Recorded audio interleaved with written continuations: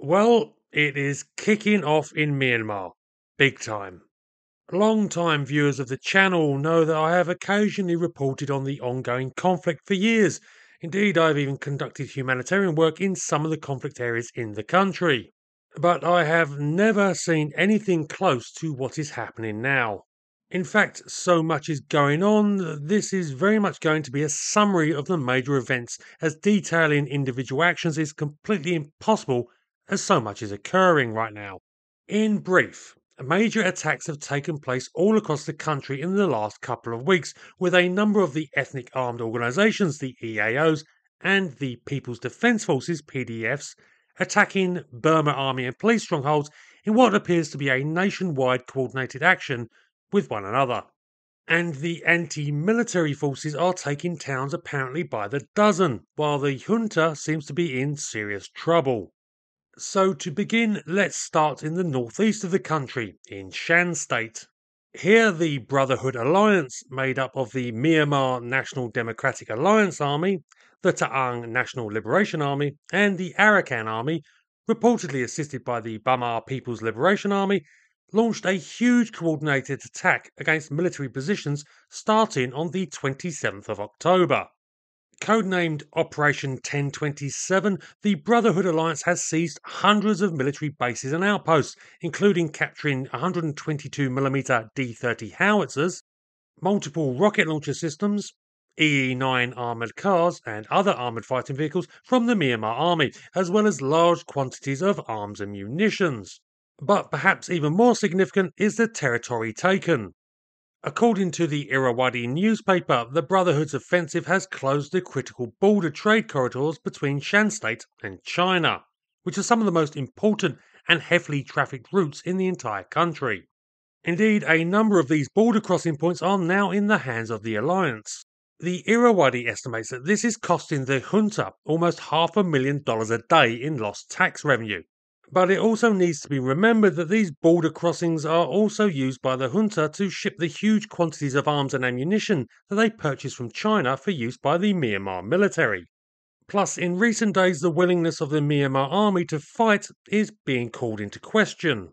On the 15th of November, 127 Myanmar soldiers, a complete unit, surrendered en masse to the Brotherhood Alliance, the largest surrender to have occurred since the military coup in February 2021.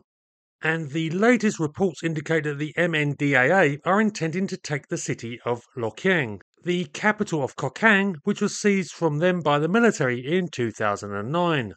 Should this occur, it will be a huge boost for the MNDAA and a significant blow to the junta. Further south, Operation 1027 is being supported by Operation 1107, launched by the Karenni EAOs on the 7th of November. The Karenni have been fighting against the junta since the coup, but this latest effort has seen them inflict serious damage on the Myanmar military and capture large quantities of army weaponry. Again, important border trading points have been targeted, these leading into Thailand, but the Karenni are now pushing to retake the Kayan state capital of Loi Khao.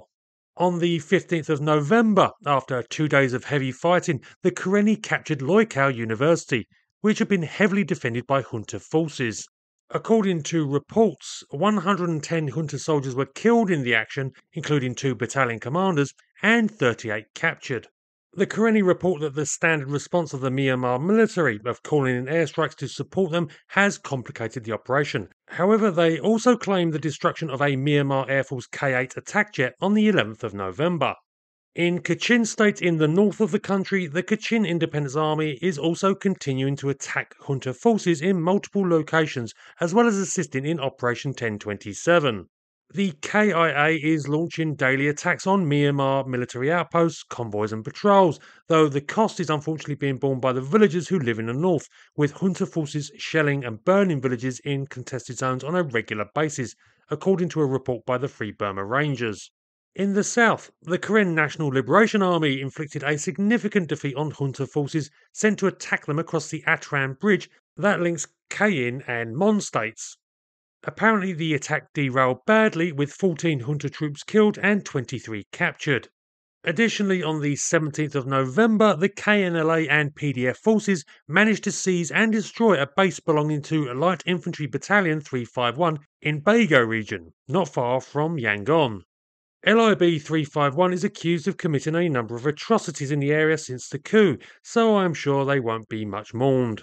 More centrally in the country, the National Unity Government reports that the town of Korlin in Sagang region fell to the local People's Defence Force unit on Monday the 13th of November.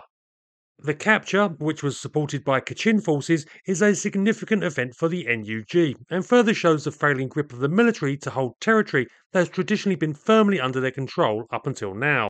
PDF forces further south in Selingi township also concluded a many months long guerrilla campaign against junta forces after driving out the local garrison with the use of drone bombing and ambushes. And the problems for the junta go much further. In the west of the country on the Indian border, EAOs of the Chin people have overwhelmed two of the junta's main bases and on the 15th of November seized the important border crossing of Recordor. According to Reuters, the Chin managed to surprise the local garrison who fled into India and are now in firm control of the town, though airstrikes are likely to occur if they haven't already. Again, this is a significant moment, as the Chin, one of the least reported on and lightly equipped of the ethnic forces, have managed an important victory and, once again, this seems to have been part of a much larger plan by anti-junta forces all across the country to apply maximum pressure on the Myanmar military. Plus, in the southwest, the powerful Arakan army now appears to be making moves as well.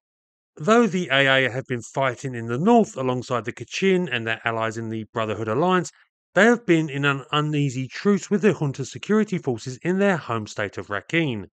But in the last few days, the Arakan have started attacking border guard posts in Rakhine and seized the town of Poktor, close to the state capital of Sitwe, and signalling yet another front that the junta must deal with and further cuts to their external supply lines. As said, this is a bare summary of a massive campaign that is now being waged all across the country by EAOs, PDFs, and urban guerrilla forces, all looking to end the military junta. And it is the first time I've ever thought that the military looked like they were really on the ropes. In fact, a few months ago, a Karenni I know told me that they were talking about making an assault on the capital of Naypyidaw itself. At the time, I dismissed this as just bold talk, but honestly now, I think that may be on the cards sooner rather than later. Though, admittedly, the main field strength of the Myanmar military has to be faced yet, which would include heavy armour and substantial artillery units which the lightly equipped EAOs and PDFs have no real answer to.